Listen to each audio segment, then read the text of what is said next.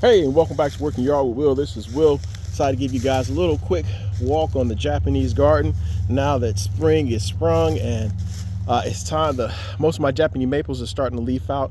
Now what's happening is my liriope and the hostas are starting to leaf out.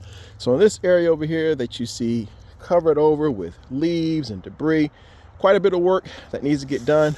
But here in the next couple months, couple weeks I should say, you'll be able to see that winding river that goes back up towards the top of the hill, up towards the bridge. I mentioned last year, well, I guess over the fall, I cut down this old silver maple tree that was right here, and unfortunately had a couple casualties. It landed right here on top of one of my lime green bloodgood, and it landed on my Tsumukiyama. The right side of the umbrella is completely gone, but as you can see, the plant itself has healed over nicely. Germain gyration is growing crazy.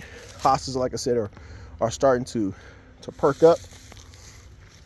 I have wild items wild ferns starting to poke up out the ground.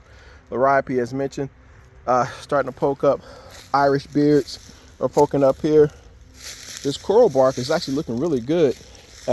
Last year I made the mistake of using my flamethrower torch to go down here in between these rocks and break all the rocks up. Will burn the small weeds out from underneath the rocks, and unfortunately the coral bark did not like it, but as you see, it responded quite nicely to it now. Up here, this twisted cedar is looking pretty good. Got a little bit of excuse me, some new growth coming out.